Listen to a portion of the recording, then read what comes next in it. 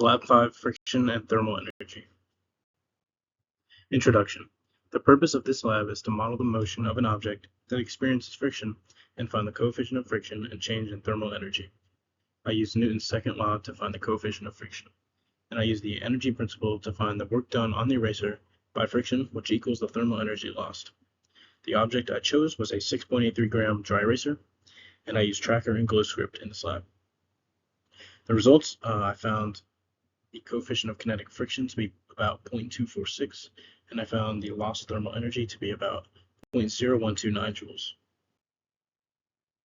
Motion with friction. This friction problem is a simple kinematic Newton's second law problem. The system is a one-object system consisting of the eraser with two external forces acting on it, the table and gravity.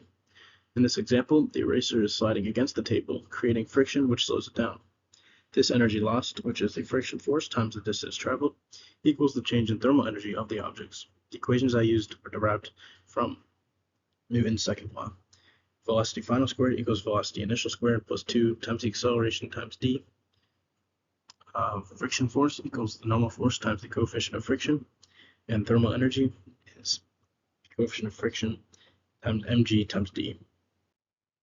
The procedure. I laid out a meter stick on the table in the lab and recorded a video of my classmate pushing a dry eraser on the table along the meter stick. I imported the video into Tracker and tracked the position of the eraser frame by frame. Using the initial 5 velocity values, I estimated the velocity of the object by using Newton's second law.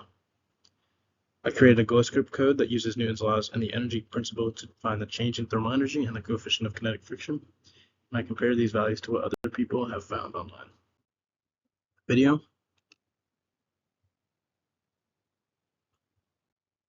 Tracker analysis. I looked at the first 5 frames to determine the velocity of the object, which is a big estimate. First, I found the delta t of the first five frames. I needed to find the final velocity in those 5 frames. So I used Newton's law, found the acceleration to be about 11.7 meters per second squared. I plugged that into the velocity final equals velocity initial plus 8t formula and found the final velocity to be about 1.94 meters per second. Computational model. While loop ends when the velocity reaches 0. The initial mass is 6.83 grams, which cancels out when we try to find the coefficient of friction. Newton's second law is in force times distance, which is the thermal energy, and the delta time is 0.01 seconds. And these pictures you see here are snippets of my code. You can see the acceleration values, you can see the coefficient of friction calculation, and the energy calculation. And then at the very bottom, you can see how I modeled the image on the very upper right, which shows where the object started, where it stopped, and both values. Possible errors.